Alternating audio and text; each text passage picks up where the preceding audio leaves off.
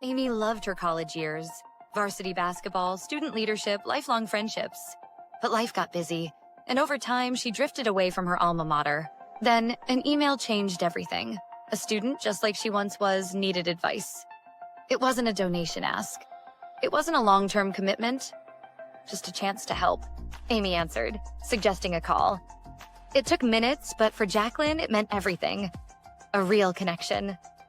The advancement team saw Amy was engaged. They reached out, not for a gift, but to thank her, to invite her back into the community. Amy realized how much she missed being part of this world. She joined a panel. She met students. She felt the impact she could have. And when the time came, giving back wasn't a question. It felt like the next step. This is the power of Protopia. Not another alumni engagement platform. Not another fundraising tool. A smarter way to engage alumni where they are, creating real connections that lead to real impact. See the ripple effect in action. Visit protopia.co today. Hello, everybody, and welcome. Thank you for listening to Alumless World for July 25th, 2025. This is the Student Engagement Strategies Edition. I'm Ryan Catherwood. I'm joined by my fantastic Alumless World co-host, Nicole Kempton. Hey, Nicole. Hi, Ryan. Happy belated birthday, my friend. Oh, yeah. Thank you so much. 45 years old yesterday. So I feel pretty good, though. I feel, as good at 45 as I did at 35, which I feel like, that's saying something, I think. Yeah. On Alumless World, we talk about constituent engagement strategies and education advancement from a global perspective. If you're listening to us by podcast, we appreciate you very much adding us to your feed.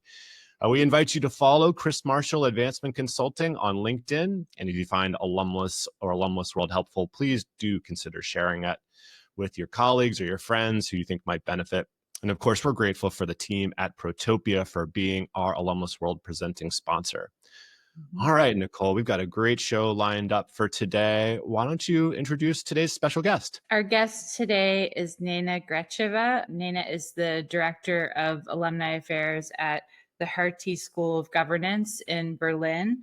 And she's had a very interesting career through several countries. And she's been a faculty member for CASE, and we're really in for a treat in learning from her today. So, hi, Nena. How are you? Hi, Nicole. Hi, Ryan. Very nice to be here. Thank you for the invitation. When I was a child, I was dreaming to be on the radio. So this is as close as it gets. So, Nena, let's get started, and maybe you can share some background about you. I know you've had a really fascinating career journey, and you're originally from North Macedonia, but you've worked in Hungary, Austria, the UK, and now Germany. Can you tell us just how you got involved in advancement work in the first place, and a little bit about how you found your way into your current role in Berlin? Sure, happy to. So as you probably know, the journeys of most colleagues in advancement have a lot of serendipity elements, and mine is no exception, I think, because I still haven't met any child who told me, when I grow up, I want to be an Alumni Affairs coordinator or director for that matter. I've been always fascinated to learn about other people's journeys into the profession, and happy to share about mine as well. So as you've mentioned, I was born in Yugoslavia, now in part of it, which is called North Macedonia. But I was always interested in exploring the world. I started my career in education, actually, in Macedonia, and I worked at an international school. So I was at home, but I was always surrounded by people from many different cultures, which became my passion. My entry point into international education was back in 2005. After I graduated from the Central European University, and I had a chance to work for the Open Society Foundation on a scholarship program supporting Roma students. And after that, I worked for quite some years for the Institute of International Education, again, on leadership and scholarship programs for European and American students. I took a little detour and had a career break and enjoyed life in Italy. But then I really started missing being part of a professional world and doing what I really love doing. And I completely by accident, I have to say, stumbled upon CASE and applied for a position as a membership manager at their office in London. And I got accepted. So that was my entry into the wonderful world of advancement and alumni relations. I spent just a year there, but it was a really formative year. And from there, I went on to CEU, where I was the head of the Alumni Relations Office for some 6 years, which was truly transformative on many levels. And at one point, I really felt that I needed a new challenge. And again, completely by accident, as I think happens to many people in the profession, I stumbled upon a position at Hertie. I knew the institution from before, but I was never really thinking of working in Germany, but the opportunity came along. Hertie and CEU are similar in many ways. I'm happy to share a bit more as we go along. So here I am. I've been in this role for more than 2.5 years now. So that's in a nutshell. You got a wonderful background with lots of experiences, and I think you're right that so many of us really do find ourselves kind of falling into the profession, right? But once found, I've always felt lucky, to be in this field that I find both challenging and rewarding. And we were just talking yesterday earlier this week at a conference that we could really have a much stronger pipeline into the field, right? From a talent perspective at teaching college students about philanthropy, but a podcast for another day. Nena, maybe we could talk a little bit about the school itself, the Hertie School of Governance. Maybe share a little bit for those who have never heard of the school, what makes it special. Yeah, absolutely. So the Hertie School of Governance is a fairly young, private, non-profit graduate school based in the heart of Berlin in Mitte. It was established 21 years ago with the support of the Hertie Foundation, which is one of the biggest foundations here in Germany, with the mandate to provide professional training for German public servants originally. And it started with a very small kind of executive education program, but it was, from the beginning, it was a very ambitious institution, and it grew rapidly from there. So from that original mission, today, 21 years later, Hertie is a truly global institution. We have students from nearly 90 countries from around the world, specializing in public policy as well as international affairs. We do have, in addition to 3 master programs, we have PhD programs as well, which are smaller, and we have also 6 research centers, which are very ambitious and are driving the research agenda of the school. Another, I think, feature which is very prominent is that it's a very closely knit community, because it's a very small, in relative and in absolute terms, it's a small community. So we have some 3,200 alumni, for example, and the driving force of the community is the so-called Hertie love, which might sound cheesy, but it's really genuine, and it's something that drives alumni engagement as well. And I'll be happy to share a bit more as we go along. So in a nutshell, it's an ambitious, small boutique, if you wish, graduate school in English with a very global outlook in the heart of Berlin. It sounds like it would be a really wonderful experience for students to be enrolled at the Hertie School of Governance. What are some of the unique challenges that you face as a result of being a young school, a smaller alumni population, globally distributed? I'm sure there's many advantages, but what are some of the challenges? Well, I would say that there are more advantages than challenges, but if you would like me to focus on the challenges only, I would say that, kind of being selective about opportunities and what you pursue and where you put your very limited resources, both human and budget-wise, is one of the biggest challenges. Because, if you have a team of two and a very spread out global community, you really need to be smart and selective and strategic about where you really put your resources. So that's I think one of the challenges, because as you know, in alumni work, there is no lack of ideas and there is no lack of wonderful engagement opportunities, but then, aligning that with what are your strategic goals as an institution, as well as an alumni operation with them, can sometimes be a challenge. And also another key challenge, I would say, is managing expectations, both in terms of managing my own expectations and what's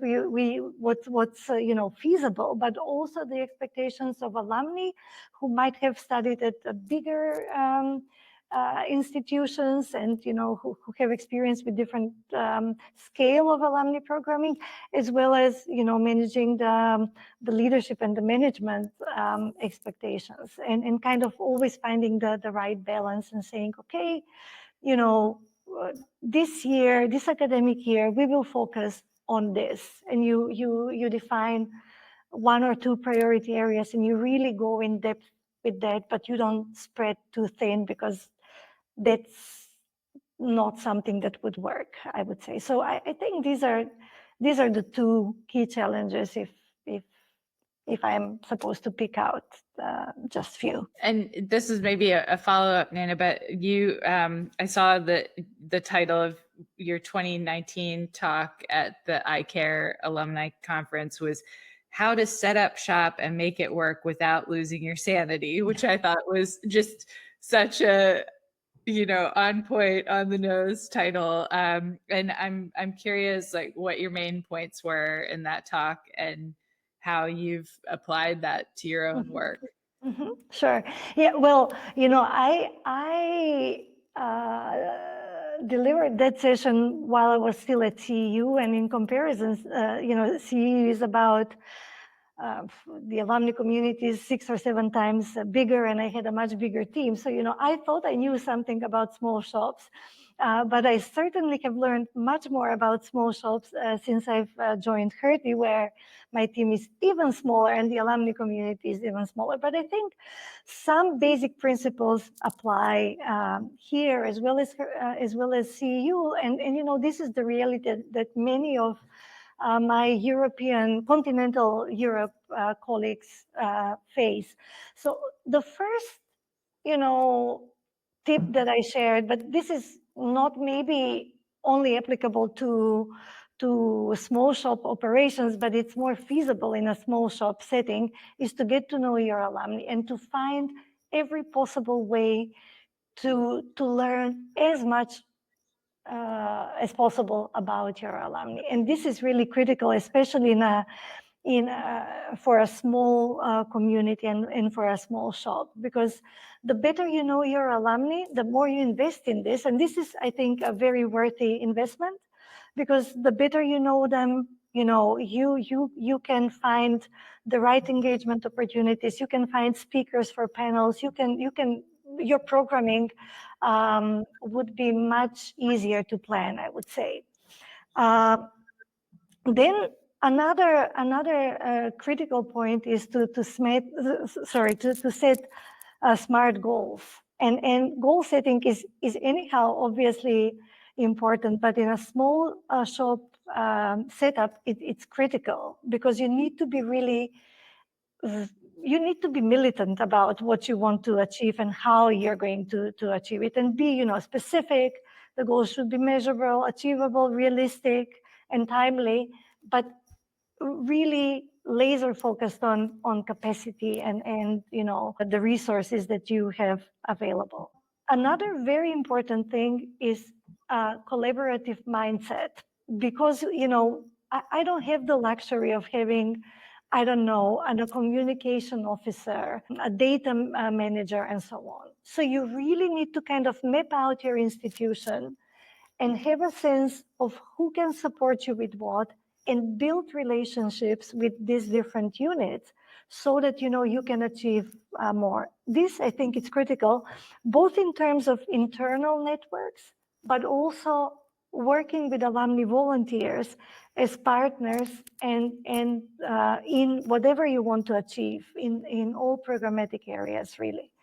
And last but not least, there were a few more points, but for the purposes of this discussion, I would highlight, applying best practice and really looking. I spend a lot of time checking the websites of other universities, talking to colleagues from bigger institutions, and finding inspiration in what others do. Because if you're a small shop, even if you're not, but especially if you're a small shop, you cannot reinvent the wheel. So, and many of the things that you will do will be the first for that particular institution, but they've been done a million times by many other institutions successfully. And kind of looking at best practice and scaling it down and adjusting it, I think is critical. And this has really helped me both in terms of inspiration as well as time saving in really many occasions. And I'm happy to give examples later. Yeah, I mean, I think what you said about the prioritization, what you were talking about in terms of, being militantly focused, or however you put it, I think that's so hard, right, in our field, because you get great ideas from everywhere, right? And you think like, oh, that sounds great, or this, you get your volunteers are excited about something that maybe doesn't fit exactly in what you're doing, and you try to make it happen. And yeah, it's something that we see a lot, right? And I think you're so right to about that point around focus. So one of the things that we talked about when you and I met a few weeks ago was the growing importance of student engagement. And I would love for you to share how you've aligned your student engagement programs and university priorities, and how you've gotten alumni involved in the student experience. Yeah, so in the last, I think, 3 or 4 years, there has been a much bigger focus. Every conference that I've attended, advancement conference that I've attended, there was talk about student engagement and how important it is and so on. I was lucky at when I joined CEU, student engagement was already quite thriving. And I will share in a moment an example. And this is something that I also brought to Hertie as a legacy, if you want, from CEU, and I'm trying to develop. But one reason why student engagement is increasingly important is because many of us realize that, building affinity with students for this institutional affinity while the students are on campus is much more organic and natural than, kind of waiting for graduation and saying, ta-da, now you're an alum, and why don't you, join our mailing list, or, do ABC, stay engaged. So both at CEU and at Hertie, we've been promoting the spirit of alumni from day one. And what obviously, when students just join on campus, to them, this might be a remote prospect, right? And for many of the students, both at CEU and at Hertie, the whole concept of alumni and alumni community is a bit obscure, because they come from places where there is no tradition of alumni engagement. But what we do at Hertie, for example, we make sure that when students come on campus, we have a specially designed welcome session for them, where we share about the global network. We try to excite them about the prospect of being part of it. We, of course, highlight events that we organize, we highlight also ways that alumni support them so that they see that there is a clear link. So basically from the next day, if they want, they can be part of the alumni network, whether they find a mentor who is an alum or join a career panel. Usually there we have alumni speakers and so on. We also do some tailor-made other activities throughout the year and we are very lucky in Berlin. We have the biggest alumni population around the world is in Berlin. Many of them are international graduates who stayed here. So we actively engage them. So at the beginning of the year, for example, we organize walking tours for students where alumni take them through their neighborhood. This year we had, I think, 5 or 6, and show them the city. And these links create naturally after you've been part of it. They're invited to, so we have a student quota for the Sunday brunches and the Stammtisches that we organize in Berlin, or the Berlin chapter organizes. So there are all these touch points throughout the year where students are encouraged and are given an opportunity to interact with alumni in a very informal setting, in addition to the usual professional networking events and so that are offered. And at the end of the year, academic year, we've just done it a week ago or so. We organized an offboarding session where we again, welcome the graduates officially into the alumni community. We talk about the network, the chapters, ways to stay engaged and all that. Many of our students are already, we deliberately have a LinkedIn group, which we call Hertie School Alumni and Students. So we encourage them even from the beginning of the academic year to join it. So there is no transition. It's very smooth. They're already there when they graduate and they can, network, be part of the conversation and so on. At CEU, we had a very unique model of student engagement. We had a very successful alumni scholarship program, and every year we would select number of students which corresponded to the number of years of the school's existence. And these students, it was super competitive program. Then for these students, we had designed a program where they were engaged on campus on voluntary basis. And they developed a very wide, wonderful community project while they were on campus. And these students then were our natural kind of pool, if you want, for volunteers. Very often then they became chapter leads. We involved in different ways after graduation. So these are just some of the ways that or some models that I've seen working in my experience.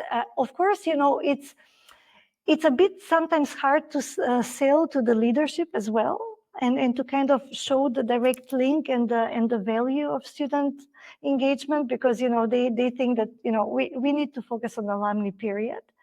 But once they see that this is working as a pipeline,